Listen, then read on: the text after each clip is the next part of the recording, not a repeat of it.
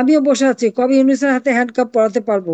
অধ্যাপক ডক্টর মোহাম্মদ ইউনূসের সামনে এবার সবচেয়ে বড় চ্যালেঞ্জ, বড় ধরনের হামলা ও অরাজকতার মধ্য দিয়ে দেশকে অস্থিতিশীল করে তোলার পরিকল্পনাকে প্রতিহত করা। এই ভয়াবহ পরিকল্পনায় সক্রিয় হয়ে উঠেছে নিষিদ্ধ ঘোষিত আওয়ামী গোষ্ঠী। লক্ষ্য একটাই, পরিস্থিতিকে এমন পর্যায়ে নিয়ে যাওয়া যাতে শেখ হাসিনাকে ফেরানোর দাবিকে জন আবেগ হিসেবে উপস্থাপন করা যায়। সবকিছুই চলছে সুপরিকল্পিতভাবে, গোপন প্রশিক্ষণ ও সংঘবদ্ধ অপতৎপরতার মাধ্যমে। আওয়ামী লীগের সিনিয়র নেতা বাহাউদ্দিন নাসিম এবং শেখ হাসিনার সাবেক সহকারী একান্ত সচিব সাইফুজ্জামান শেখরের নির্দেশনায় চলছে এ চক্রান্ত। বড় ধরনের হামলা ও অরাজকতা ঘটিয়ে দেশে অস্থিতিশীল পরিস্থিতি তৈরি করে শেখ হাসিনাকে ফেরানোর পরিকল্পনায় তারা সক্রিয় হয়ে উঠেছে। RICL TMX, যুগের পর যুগ স্থাপনা থাকে মজবুত।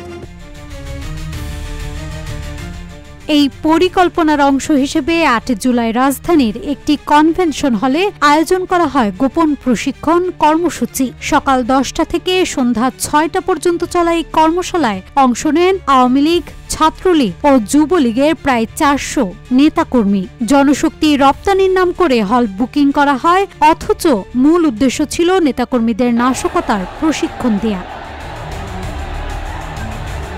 প্রশিক্ষণে অংশগ্রহণকারীরা প্রত্যেকে ছদ্মনাম ব্যবহার করে রেজিস্ট্রেশন করেন। কেউ পরিচয় দেন রাজমিস্ত্রি, কেউ বা কার্পেন্টার বা বাগান পরিচর্যাকারী হিসেবে। তাদের শেখানো হয় কিভাবে বড় জামায়াত করবে, কোথায় অবস্থান নেবে, কোথায় বোমা হামলা চালানো যায়, কাকে কি দায়িত্ব দেয়া হবে, কিভাবে আত্মগোপনে থাকবে এবং শেখ হাসিনাকে ফেরাতে জনগণকে উত্তেজিত করতে হবে।